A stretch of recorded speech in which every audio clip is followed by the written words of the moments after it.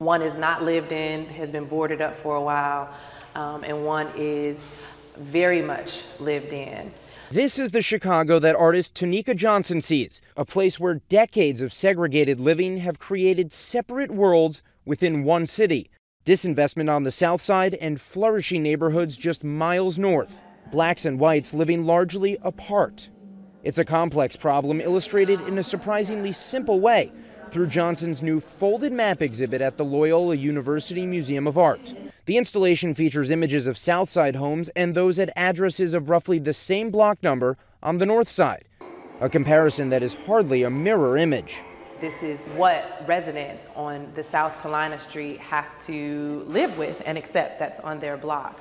She's witnessed this divide since childhood, growing up in Englewood while going to high school roughly 15 miles north in Avondale. And that's when it really became clear to me that these streets are the same. However, the environment, everything else is different. I really wanted to bring the conversation back to the elements that created those conditions. Among those, Johnson explained, were policies that blocked African American communities from getting mortgages and loans to start businesses and buy homes. The independent Metropolitan Planning Council says the Chicago region has some of the highest levels of economic and racial segregation in the country. The council estimates hundreds of lives and billions of dollars in income are lost as a result.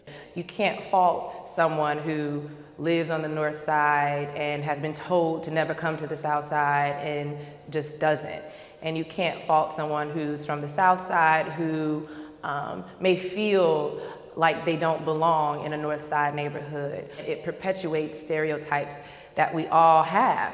And Folded Map breaks that cycle for a second to allow residents to really talk about their own neighborhoods and together question the larger systemic issues of why is it that only this particular race lives in this neighborhood, and why is it that homes on this particular side of town consistently cost lower over decades? We look different, but we want the same things. Johnson brought some of these address twins, as she calls them, together and shares their conversations in her new exhibit. This is an interactive exhibit where you can mark your own home address on the map. I used Oz Park as an example, and now we're going to find my address twin on the other side of the city. That's about where my address twin would be for Oz Park on the north side to here on the south side in the Bridgeport neighborhood. The exhibit officially opens tomorrow at 5:30 p.m., challenging Chicagoans to think about how different life can be just down the street. In Gold Coast, Jesse Kirsch, ABC 7 Eyewitness News. Hey, if you like that video, be sure to subscribe to our ABC 7 Chicago YouTube channel.